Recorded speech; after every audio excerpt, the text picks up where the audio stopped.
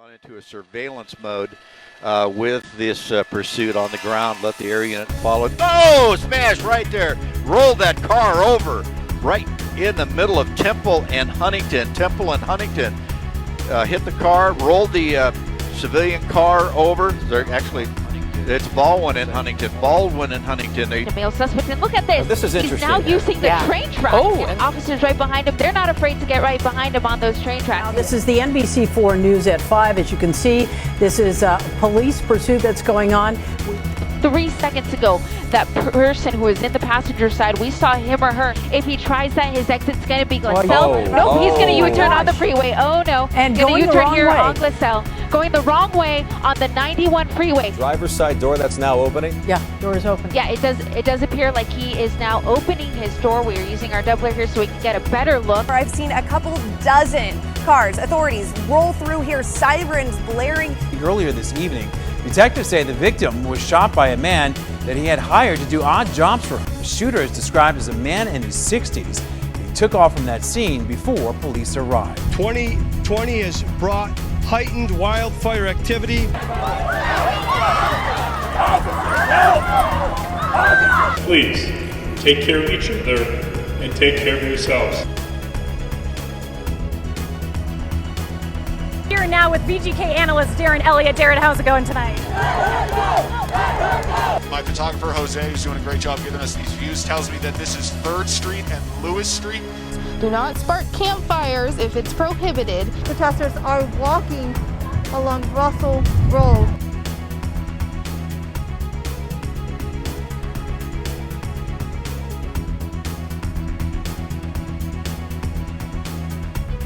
And moving right along, that's helping firefighting efforts. Joining me today, Adam Gerald, a public information officer for the Bighorn Fire. He'll make his Las Vegas debut at T-Mobile Arena Saturday, February 8th.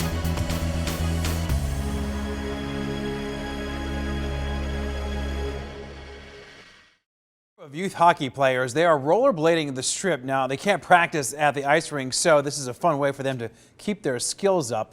And 13 Action News photojournalist Jose Saenz caught up with the players. I miss hockey very much. I want to go on the ice. I'm very excited. So we were just walking down the strip last week, out doing some exercise, saw a bunch of people riding bikes, rollerblading down the strip, and we thought, hey, what better time and when else are we ever going to be able to do this? So we invited some of my friends' hockey team, a couple kids, just to join us and come out, and in less than 2 days it grew to this huge group.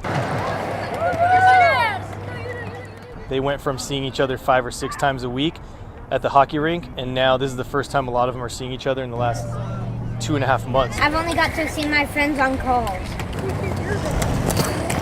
We'd usually on Zoom, and we'd usually do training and exercising to get us better.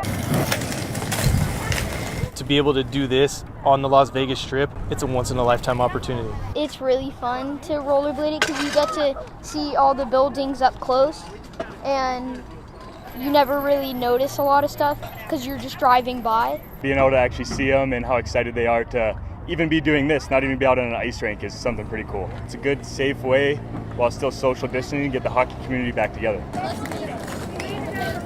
We still haven't gotten back from the answer from the government yet on when we can reopen officially, but we're preparing.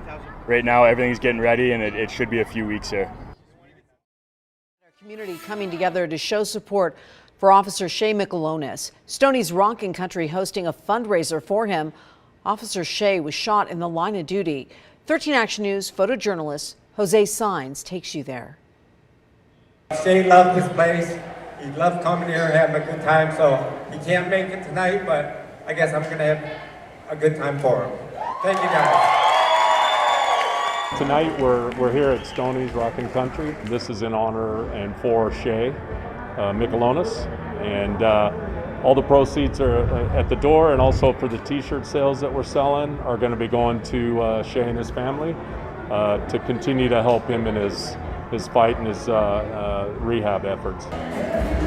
It's just unbelievable, all the support we've had. He's hanging in there, fighting every day. Every day is a challenge for him. but he's in the right place right now. Again, for us, it's just very, very personal. Thank you very much for coming out. It's pretty hard because he's out of state now and we have to make arrangements to get there. With COVID, they're only letting us one in, 2 family members, one at a time. So it's really hard. I'm sure it's really hard for him right now. It was an opportunity for us to give back to someone who actually came to our club. Shay was I don't want to say a super regular, but he's been here before and come here. And anytime we have the opportunity to give back to the community, we totally take advantage of that. Our goal for tonight was just to be able to come together as a community and show that people in Vegas care about one another, no matter what. We've been doing some events for Shay to give the community the opportunity to give any donations that they may, which they've been doing, and also to give us, words of encouragement for Shay, to sign a banner that we have for him, drop off cards, things like that. We are very appreciative to Stoney's for sponsoring this.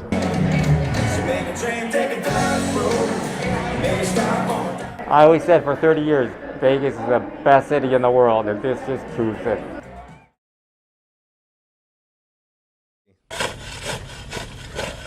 Restoring some of the valley's native habitat has never been more important than it is today. The RGV is home to only 5% of native vegetation. For groups like the Valley Proud Environmental Council and the Friends of the Wildlife Corridor, that 5% is not nearly enough. So they decided to take the initiative to preserve what's left of the native habitat and restore some of the lost land. In the past 25 years, we have planted 237,000 seedlings.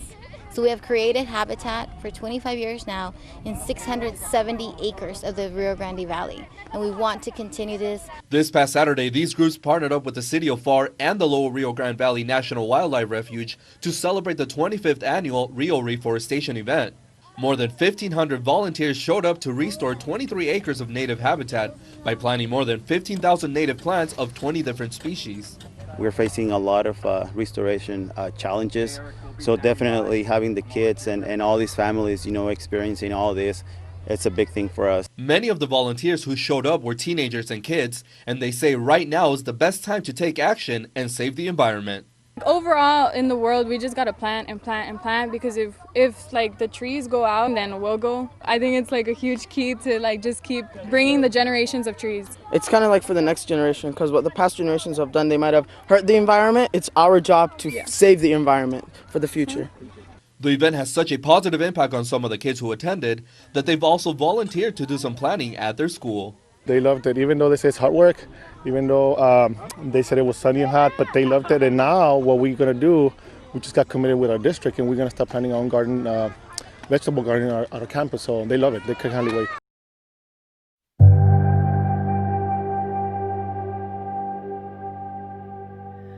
Oh, beautiful,